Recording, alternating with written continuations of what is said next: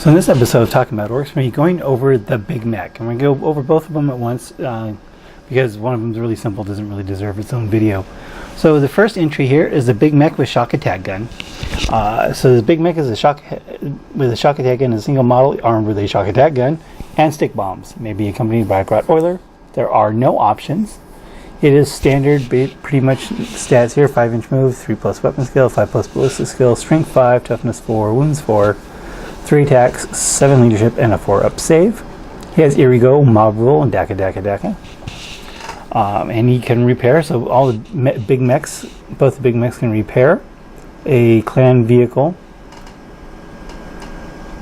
At the beginning of your movement phase, the model can repair a single friendly clan vehicle model within 3 inches. That model regains 3 D3 lost wounds.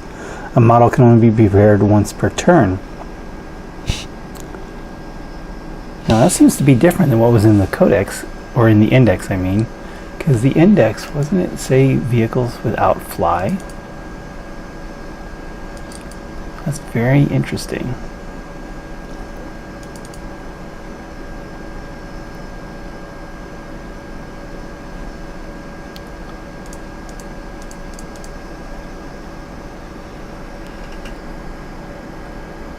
Yes, so in the index it said other than vehicles that could fly, whereas this does not have that restriction on it.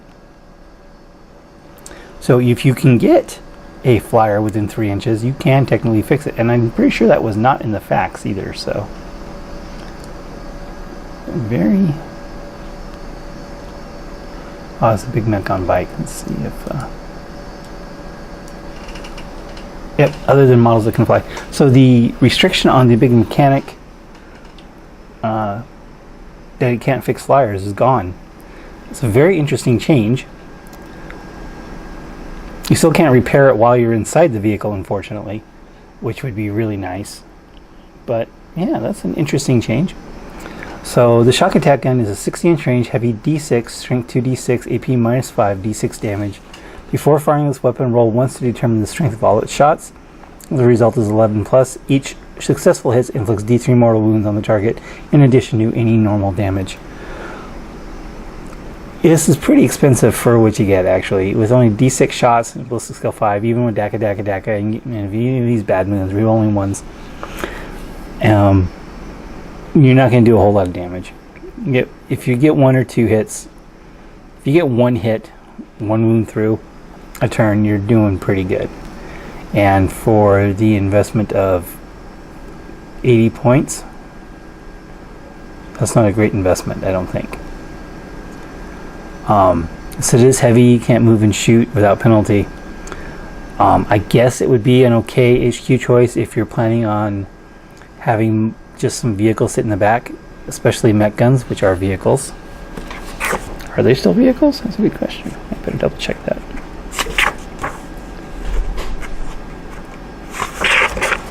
So we're vehicles in the index.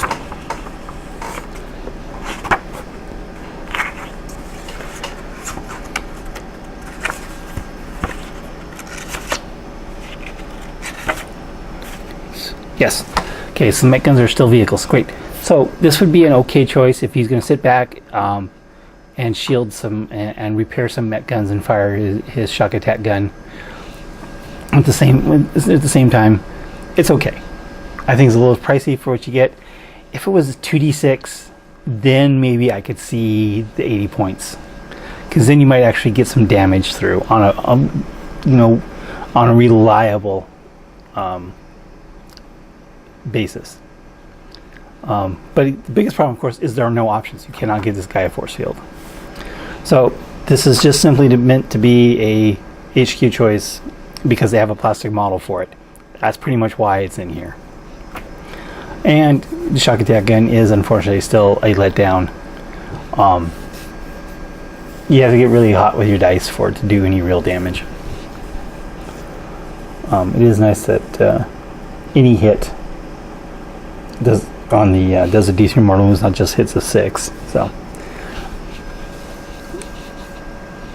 if you give him like freebooters and he gets the +1 to hit, that's could be a decent use for it. But overall, just meh.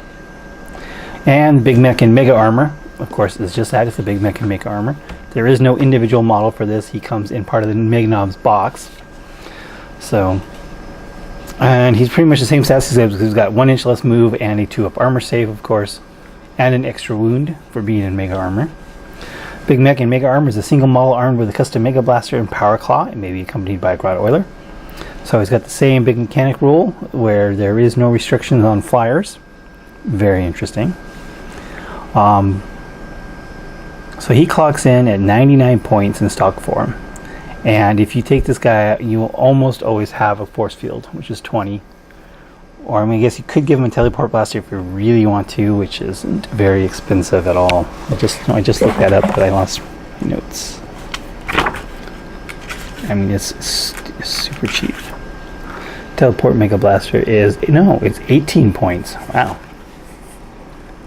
Oh, Teleport Blaster, sorry. 11 points. For your Teleport Blaster, it's Assault 3, so that's nice if you're Evil Sons. Strength 8, AP -2, 1 damage, and if this model suffers any save wounds from this weapon, and it's not slain, roll a d6 at the end of the phase. If the result is greater than the model's wound characteristics, it is slain. So if the model is toughness 6 or more, this will never come into effect. And I guess it would be okay if you get to shoot at characters. So you have the Warlord trait that allows you to shoot at a character with this thing. You might actually get this pulled off. You might actually be able to slay someone. A toughness 4 character.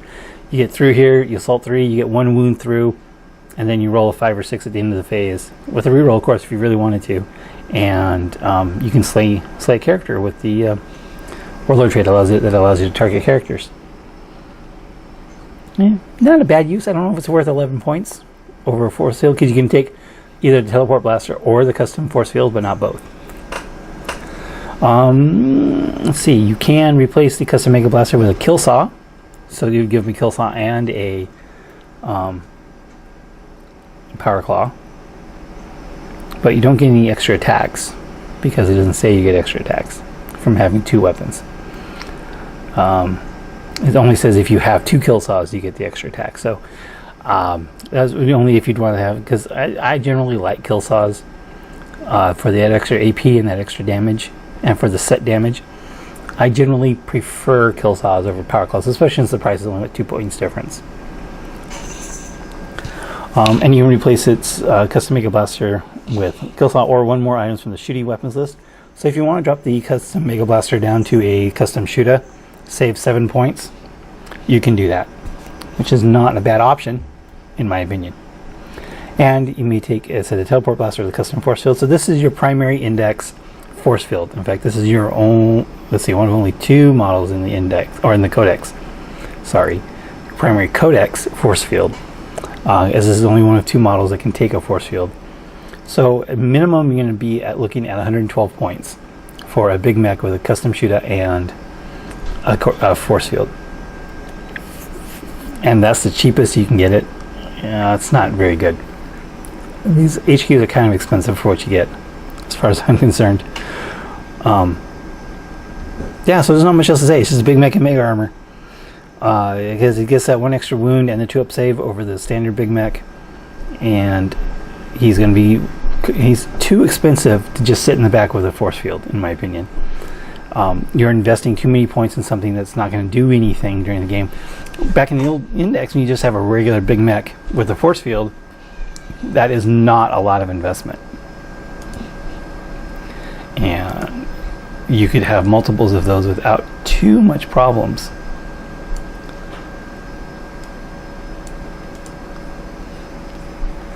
Big Mech. Yeah, so we're talking Big Mech from the index with a force field versus the Big Mech and Mega Armor with a force field is about 40 points difference. And that's a lot, actually, especially if you want to have multiples of them. I guess technically you could say he's a little more survivable with that extra wound and a 2-up save. But I don't know if it's 40 points more survivable. So if you're not playing with the index, if you're going to invent something that doesn't allow index units, this is going to be your force fields with your infantry, is this guy.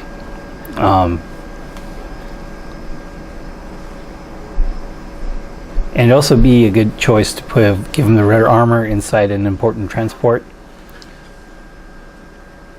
Because then you have that 2-up save, and you have a lot of survivability built into that, and damage potential if you use a redder armor on the big mech. Especially if you use like a Gorkanaut, an Evil Sons of Gorkanaut dropping down in the teleporter with the big mech with the redder armor inside. I mean, it is a significant investment, but it's not. But it's still really good. It's a really good combination for the points of investment. So that's probably be a great use for this guy. And of course, once he gets out, I mean, he is a 2-up armor save. If you're not fighting against, other power claws, power fists, and a lot of power swords and stuff like that, if you're just going up against, normal infantry, you'll actually survive quite a bit once he gets out of that Gorkanaut. Or the Gorkanaut gets destroyed. So overall, useful. I think a little expensive for the survivability you get out of it, but not horribly overpriced at all. Fair. I just really wish if we had a cheaper force field option, because we need a cheaper force field option. Just throwaway force field models is really all we need. We don't need the force field model to do anything, especially if it's in a sort of support role in the backfield, which is why I wish this shock attack gun guy could take a force field, because then that would be insanely useful, because he could sit in the back. He would be about the same price, but he could sit in the back, heal vehicles that are heal your mech guns, shoot his shock attack gun, and give you that 5+ bubble. That's just a real bummer to me. You can't take a force field on this guy. If this guy had a force field, you'd probably see a lot of these. As it is, you're not going to see too many of these, and you're still not going to see too many of these as long as you can still play the index. If you can't play the index, you're stuck with this guy. So that's pretty much all I have to say. They're definitely not going to be any different than they've been for a decade. As far as the Big Mech goes, Big Mech has one purpose, and that's to tote around your custom force field, throw an extra couple wounds on your vehicles here and there, and the Big Mech and Mega Armor is the only codex option to do that. He does all that. Adds a touch of survivability a standard mech doesn't have, but not a tremendous amount. And I think he's fairly priced for what you get. Maybe just a little too much, maybe. So what do you think about the Big Mech and Mega Armor and the removal of the standard Big Mech from the codex, which is a big point sink disappointment? Because it just means we have to spend more points on our HQ choices if we're not allowed index units. And again, some events don't allow indexes.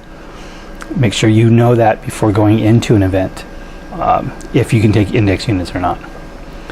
If you can, I'd still always go with the standard Big Mech with a force field.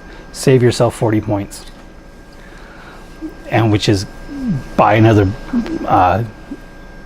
And with that 40 points, get yourself another a tractor cannon.